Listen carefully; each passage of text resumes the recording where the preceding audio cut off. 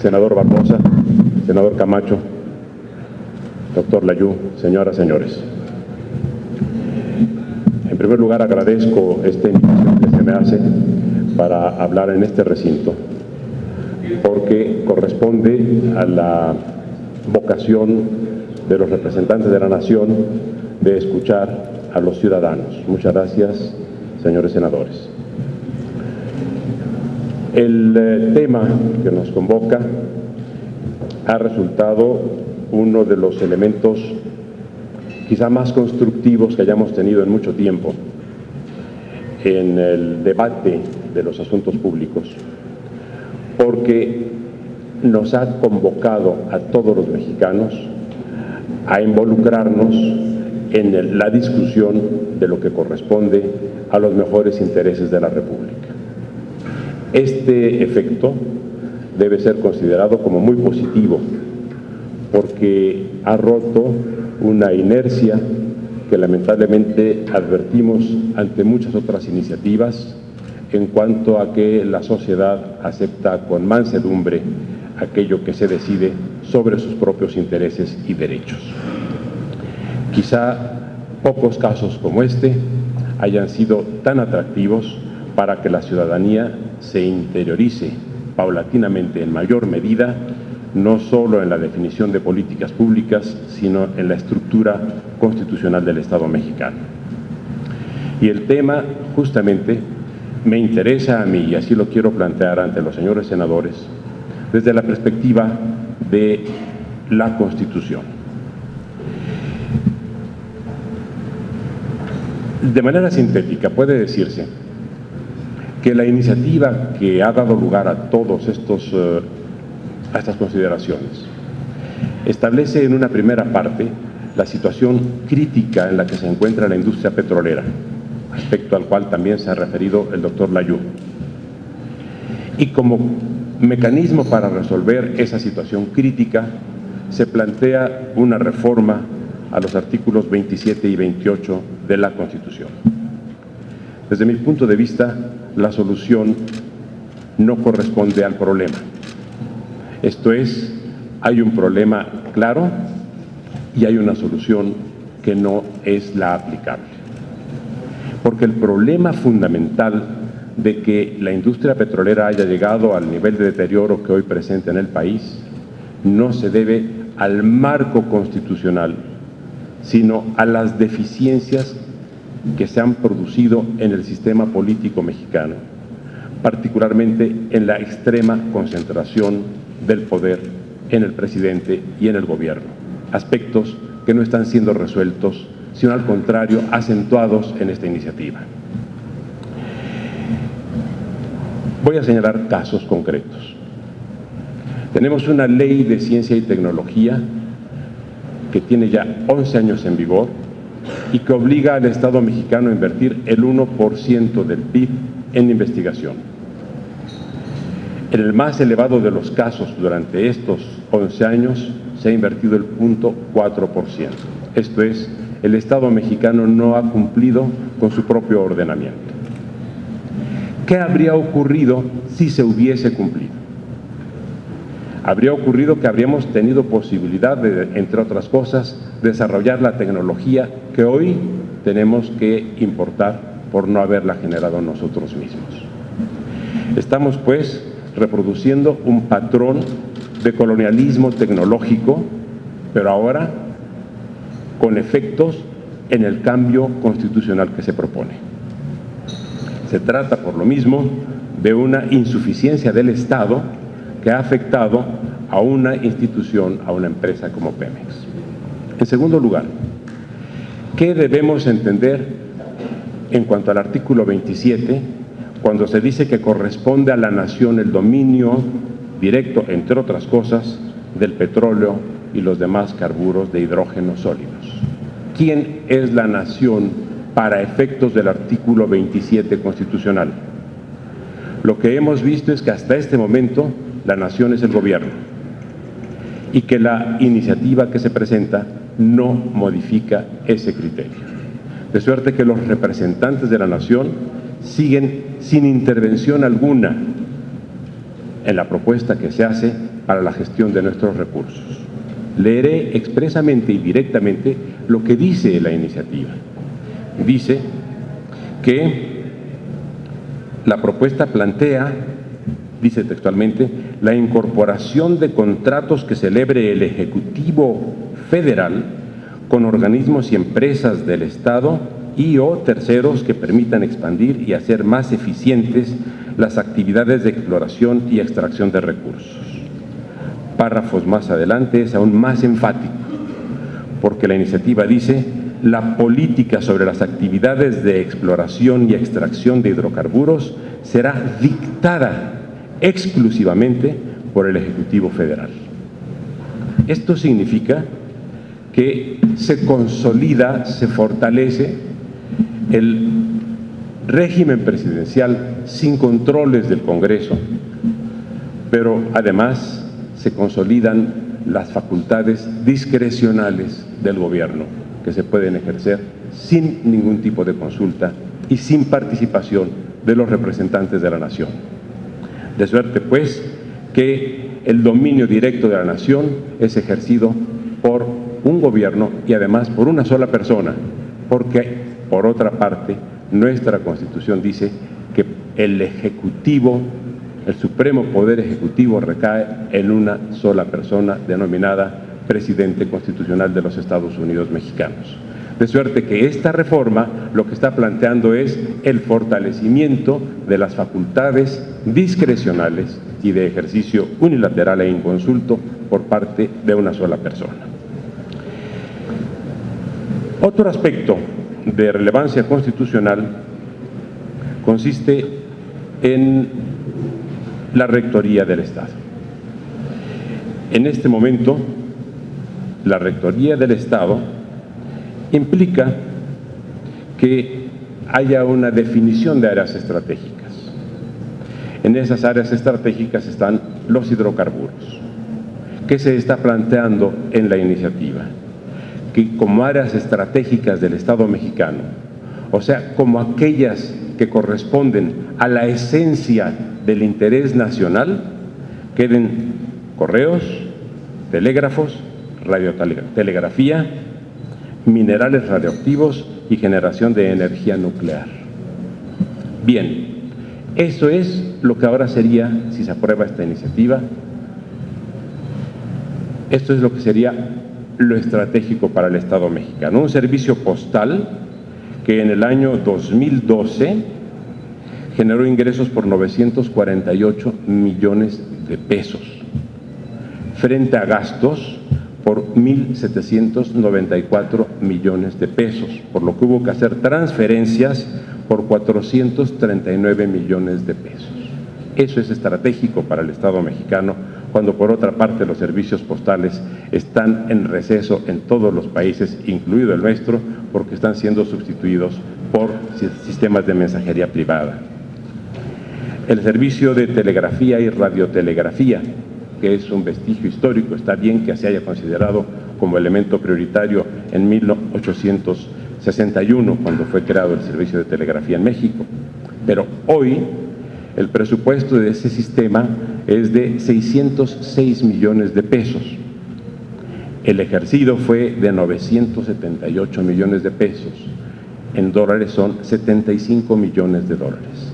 Eso es lo que se está planteando como estratégico. Y en energía nuclear, bueno, el Instituto Nacional de Energía Nuclear, el ININ, fue disuelto en 1986,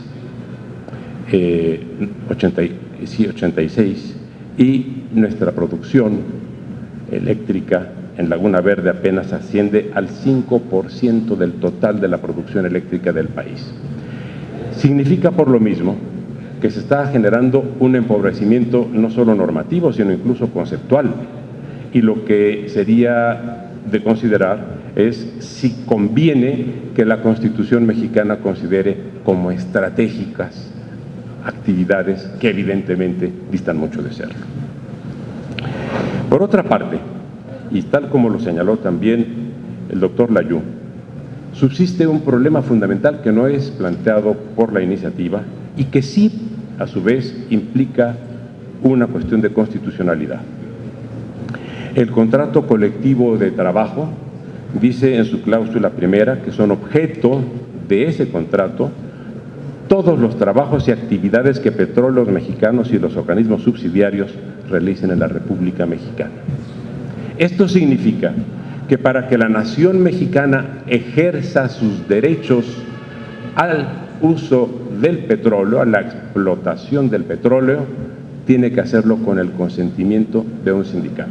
Esta es una cláusula claramente inconstitucional. Más adelante hay otra por virtud del cual se dice el patrón podrá efectuar por contrato libre trabajos que no pueda llevar a cabo el sindicato. Esto es, el sindicato autoriza al Estado mexicano para con libertad realizar algunas labores de explotación.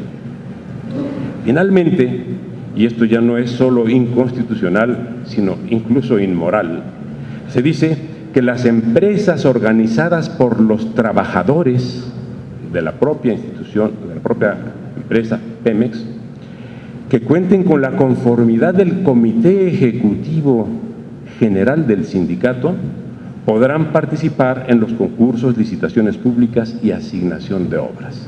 O sea que los trabajadores de Pemex cobran por doble partida, lo que reciben como salario directo y lo que reciben como ganancia por las empresas que generen, que constituyan para servir a la propia empresa de la cual forman parte.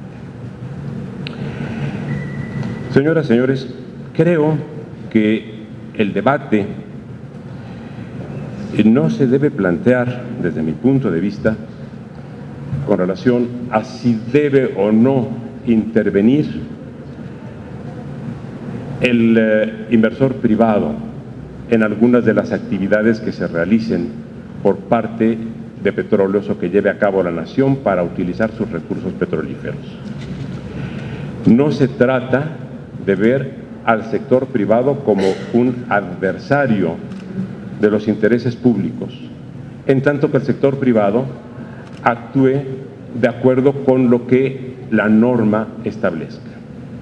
Lo que tenemos que hacer, creo que esa es la consideración fundamental, es cómo fortalecer no las facultades discrecionales del presidente y de su gobierno, sino las facultades del Estado mexicano, particularmente del Congreso, que es donde están nuestros representantes, y que efectivamente se pueden buscar mecanismos que el propio sistema institucional mexicano permite para la participación de inversores privados.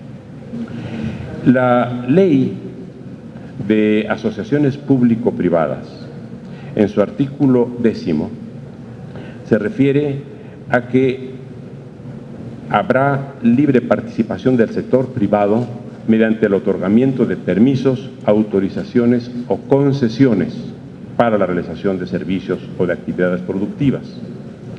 Ese mismo artículo prohíbe que Petróleos Mexicanos participe en ese tipo de asociaciones público-privadas. Si no se modificara la Constitución, subsistiría la prohibición de concesiones a las que se refiere el artículo 10, pero quedaría abierta la posibilidad de permisos o de autorizaciones, como también acaba de señalar el doctor Layún. Esto sin modificar la Constitución y solo reformando el artículo 10 de la Ley de Asociaciones Público-Privadas en cuanto a la prohibición que ahora existe para que Pemex participe en ese tipo de asociaciones. La diferencia entre reformar la Constitución y no reformarla se traduce en que reformando la Constitución para que los contratos que se prevé se otorgan a los particulares se lleven a cabo, se estaría dando a los particulares derechos reales, esto es, derechos de posesión o de propiedad sobre la parte de los recursos que hayan sido objeto de la contratación. En tanto que, como asociados, no tienen derechos reales, sino tendrían los inversores solo el derecho en cuanto a la recuperación del monto de su inversión, más una ganancia que se estime razonable por ambas partes. Son varias las causas que nos trajeron hasta donde estamos, pero ninguna es imputable a la Constitución, como muy bien también nos señaló hace un momento el doctor Layún. Si el Estado mexicano cumple con los objetivos que el propio Estado ha definido como parte de sus responsabilidades en cuanto a inversión, y se duplicara el monto de la inversión, se tendrían recursos más que suficientes para la generación de la tecnología que necesitamos para aguas profundas. Debe tenerse en cuenta que con el solo 0.4%, que es el que se dedica ahora del PIB, se tiene, entre otras cosas, la posibilidad de contar con 18,000 investigadores nacionales, además de otros que también forman parte del elenco de investigadores del país con el 0.4 y que no forman parte del sistema de investigadores nacionales. Si pensáramos en que una fuerza de investigación semejante se abocara al desarrollo de tecnologías para petróleos mexicanos, hace mucho tendríamos la tecnología y no solamente la estaríamos usando en el país, sino que aún podríamos exportarla. Por tanto, cumplamos con la responsabilidad del Estado mexicano en materia de inversión para investigación. En segundo lugar, se necesita generar mayores controles por parte de la representación nacional con relación al desempeño de la empresa Pemex. El propio artículo 93 de la Constitución, que permite la integración de comisiones de investigación, no ha funcionado a lo largo de décadas por lo que respecta a saber qué se hace en Pemex. Hoy todos somos conscientes del deterioro en el que se encuentra la empresa, pero nunca se ha podido establecer por parte de la representación nacional una forma de participación institucional que obligue al gobierno a atender sus planteamientos. En tercer lugar, es indispensable modificar la estructura y el contenido del contrato colectivo de trabajo. ¿Qué y cómo y cuándo es lo que plantea esta mesa? El qué, repito, es buscar soluciones institucionales.